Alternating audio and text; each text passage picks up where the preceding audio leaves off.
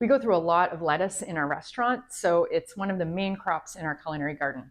It's a high value crop that we can grow ourselves. We can use it fresh all year, and we plan ahead to keep the lettuce thriving in the garden even through the heat of the summer. I'm going to show you how we do that. So my top tip is starting lettuce seedlings inside instead of direct sowing them outside in the garden. So this is an extra step, but I find it's totally worth it. There's a couple of reasons why. Lettuce ideally germinates around 16 to 20 degrees Celsius and 60 to 65 Fahrenheit. So often in the summertime, the ground is warmer than that and it just won't germinate at all. There were a few years where I was planting lettuce seeds and I couldn't figure out what was going on, but it was actually too warm. So you want it in that ideal range, which is sort of like a cool room temperature. It's also a lot easier to keep the seeds watered inside, and it can dry out really quickly in the summer sun. So you can keep them watered until they germinate and then keep them watered while they're growing a lot more easily when you have them inside. I also find that early lettuce seedlings look a lot like dandelion seedlings, and there are dandelions all over our garden that are growing. So sometimes it's hard to know what to pull out and what not to pull out. So if you're planting transplants, you definitely know that those are the lettuces you're planting, and then you can weed out all the other dandelions and all the other weeds really easily. As well, lettuce seeds are really small, and I find if I'm going to grow head lettuces and I just want one plant in a certain amount of space, then I really want to just plant one seed. And that's a lot easier to do into a soil block or a container than it is to do in the garden itself. So those are some reasons that I find it's worth it to plant lettuce seedlings inside and then bring them outside. So another key to success with growing lettuce in the summer is watering. You want to water the lettuce really well when you're planting it and then consistently as you go, as it's growing. The plants are mostly water, and having lots of water available will keep them from getting bitter and keep them sweet, and it will also have a nicer consistency, a nicer texture. Water will also cool the soil and the plants on hot days. A morning water will do a lot to keep those temperatures down, and lettuce likes those slightly cooler temperatures, so it's the hot summer sun and the heating up of the ground that can be a real challenge for them. There's a lot of different lettuce varieties to choose from, and I used to plant it as sort of a cut and come again crop, and I would just sprinkle the seeds. But lately I've got really into growing head lettuces. I find it's a lot easier for succession because you can plan how many head lettuces you're going to plant, and then you can cut them down and completely remove them from the garden. Head lettuce is productive and high yielding, and it's amazing how, one good sized head lettuce can produce like 3 bags of salad greens to use in the garden. So it's for value, it works out pretty well as long as you have something to replace it when you pull it out of the garden. We've had success growing the Salanova types in the past, as well as arrowhead varieties. And then Ice Queen is a French heirloom iceberg that we played around with this year. So I'm always trying a few different varieties as well as sticking with the tried and true. So when you're harvesting, you can cut whole heads or you can cut lower leaves and allow the heads to regrow. I do a little bit of both. At the beginning, I'll cut any leaves around the edge. It's good to take off leaves that are maybe a little bit battered or the slugs have eaten them or they've become damaged, just because those will attract pests and the pests will go for those even more. Keep it clean and tidy. And then what I do is I'll eventually just cut the whole head right out of there. It's best just to leave the roots in the garden. They're feeding the microbiome that's in your soil, and there's all kinds of different things in there that are eating that organic matter. Lettuce is a challenging crop because if you have too much of it, you can't preserve it in any way. You have to eat it fresh.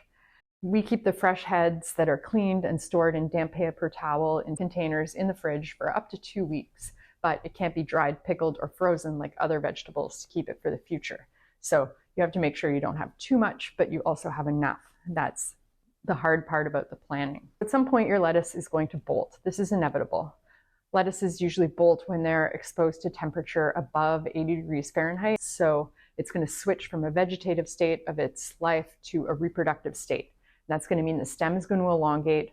The light leaves are often going to become bitter, and it's going to start to form flowers and then seed heads. So this is great if you want to collect seed of lettuce to grow next year, but you don't want all of your lettuce to be doing this at the same time because it's not going to be very edible and it's going to be finished. You're also not going to get those tight heads anymore. So if it hasn't headed out and it starts to elongate, you know it's finished. You want to get it out of there. Some varieties are more bolt resistant than others, so you can experiment. And you can also use something like shade cloth or grow lettuce in sheltered areas during the hot summer months. Move it around the garden to find different microclimates that it might work in. Usually I grow it in a full sun area earlier in the summer, and then I move my lettuce bed to a more shady area just to give it a bit of a break. So a couple notes about lettuce at different times of the year. So spring lettuce, I start plants inside in April, and I planted them outside in the greenhouse last year, but it was really too cold for them, so they hardly grew. So I planted them out in June, beginning of June, and they took off and grew rapidly until the end of July when they started to bolt. So I'm going to plan for a few successions starting to go into the garden probably in the middle of May around our last frost date.